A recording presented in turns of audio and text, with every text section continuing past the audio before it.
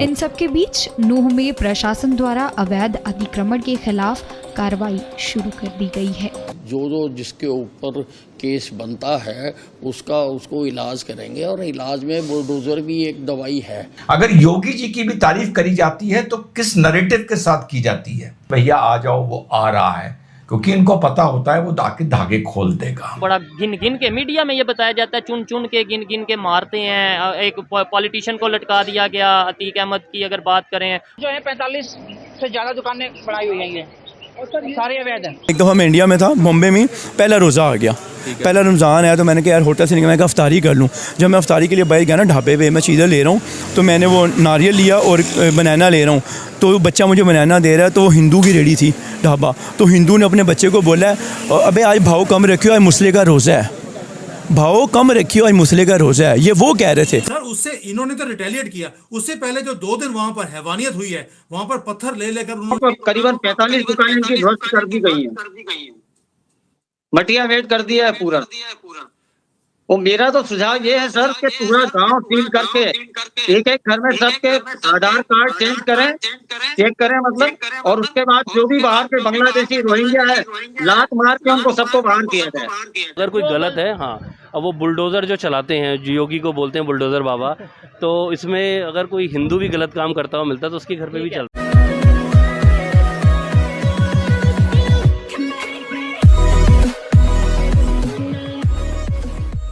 नमस्कार दोस्तों, और पिछले दिनों आपने सबने सुना था कि भी मेवात में क्या हुआ। मेवात इन द सेंस की जो हरियाणा के अंदर मेवात है, राजस्थान के मेवात में भी कुछ न कुछ होता रहता है, लेकिन हरियाणा का जो मेवात है, हम सबको पता है कि वो पूरा का पूरा जो जिला है वो कितना मतलब कि यहाँ पर फिजाइल है।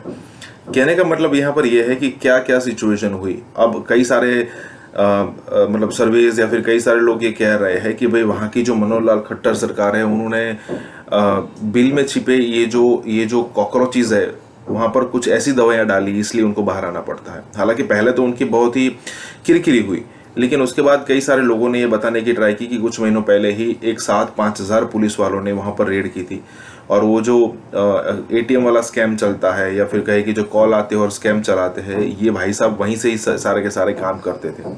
और कई सारी यहाँ पर उनकी साइबर सिक्योरिटी वाली सिचुएशन को यहाँ पर उनको मतलब साइबर सिक्योरिटी के लिहाज से अगर देखे तो कई सारी चीज़ें उनकी जब्त की गई थी। मतलब और गौ तस्करी का यहाँ पर बहुत ही अलग लेवल का काम चलता था, उनको भी बड़े लेवल पर यहाँ पर स्टॉप कर दिया गया है। ऊपर से VHP और बजरंग दल ने भी यहाँ पर बहुत ही बढ़िया काम किया है। तो कहने का मतलब यह है कि तिलमिलाहट थी, और फिर जो इनोसेंट लोग थे जो कावड़ लेकर चल रहे थे, कावड़ यात्रा लेकर चल रहे थे, उनको यहाँ पर सीधा टारगेट किया गया उसके बाद। लेकिन अगर ये उत्तर प्रदेश में होता, ये मनोहर लाल की, क्योंकि हर सरकार क्या सोचती है कि भाई हम कुछ ऐसा करेंगे ना करें।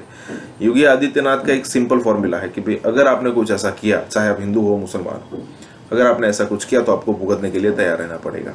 तो मान लीजिए कि अगर वहां पर योगी सरकार होती तो क्या क्या नहीं होता। इसी के साथ ही वीडियो शुरू करता है। आपने बोला योगी जी आपके ही, जैसे आपने बोला कि ख़ानदान कह लें, उसी एक ही ख़ानदान में से हैं, तो उनके बारे में पाकिस्तान में या हमें मीडिया में ये बताया जाता है, मुसलमानों को तो बड़ा गिन गिन के मीडिया में ये बताया जाता है, चुन चुन के गिन गिन के मारते हैं। एक पॉलिटिशियन को लटका दिया गया, अतीक अहमद की अगर बात करें, उनके ही दौर में, क्या कहेंगे आप? नहीं, देखो ऐसा नहीं है, क्योंकि जब एक रूलर बनता है या किसी स्टेट को गवर्न करता है तो उसको फिर ओपन, जिसको हिंदी में हम बोलते हैं कि उसको तटस्थ रहना पड़ता है, मतलब न्यूट्रल रहना पड़ता है। ठीक है, अतीक अहमद एक गैंगस्टर था, उसको मारा, गैंगस्टर था, ये तो आप इंडिया वाले जी गैंगस्टर था।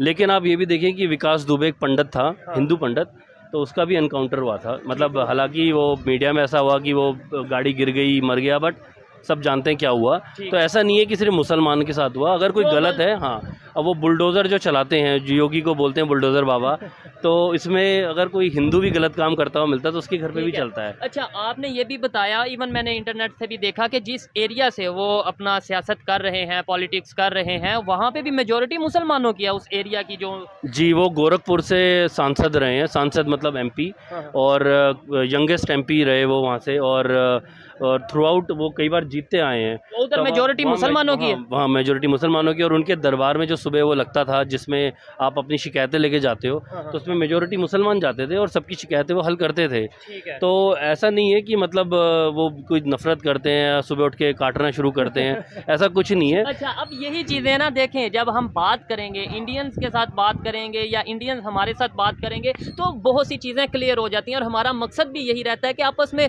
जितने भी मिसकम्युनिकेशन है, जितने भी मिसअंडरस्टैंडिंग है, वो बातचीत के थ्रू हल की जाए। लेकिन सवाल है ना, वो डेवलपमेंट कर रहे हैं, वो इंडिया में कर रहे हैं, आपको क्या? जी सर, मैं बिल्कुल आज जवाब दें। हम लोग इंडिया के हमसाए हैं, इंडिया के बिल्कुल साथ हैं, और हम लोग एक ही कौम थे, एक कौम में से हम लोग निकले हैं बाहर। अभी देखिए ना रिलेशन क्या बन गया, राजपूत हैं हम दोनों। हमारे योगी जी जिनके बारे में बता रहे हैं वो भी राजपूत निकल आए हैं, तो ये सारी एक फैमिली हो गई। अब मैं बात शुरू स्टार्ट इधर से किया था, खून जोश मारता है इंसान का। अभी देखिए मैं पिछले दिनों की बात कर रहा था कि योगी जी हैं तो हर चीज़ मुमकिन हो सकती है। कैसे हो सकती है? जब योगी जी नहीं थे, जब आप इंडिया में थे, फिर आप लंदन चले गए, अभी आपसे जो बातें हुई हैं, तो जो आप इंडिया के हालात छोड़ के गए थे, अब आप इंडिया में जाते हैं तो इंडिया डेवलप है, इंडिया चेंज है, पूरी दुनिया में एक पावर बन चुका है इंडिया। मोदी जी का फ़ैन क्यों हूँ? अब असल बात पे अब मैं आता हूँ। मोदी जी का फ़ैन इसलिए हूँ कि सर जब मोदी जी इंडिया में वज़ीर-ए-आज़म बने, उन्होंने सीट संभाली, तो उनसे पहले जो वज़ीर-ए-आज़म थे उन्होंने वो काम नहीं किए। वो पावरफुल स्ट्रॉन्ग ऐसे खड़े हो गए और जो कहते हैं करके दिखाते हैं। हम रॉकेट की स्पीड से बढ़ रहे हैं इस वक्त इकोनॉमी वाइज, लेकिन दूसरी तरफ हम देखते हैं कि हमारे यहाँ पर जैसे नू में एक हैवानियत देखी हमने मणिपुर में देखा कि वहां पर 2 महीने हमारे लोग वहां पर मार खाते गए। जब हमने रिटेलिएट करना शुरू किया तो मीडिया ने 2 महीने के बाद बोलना भी शुरू किया और मोदी जी ने भी उसका आंसर दिया।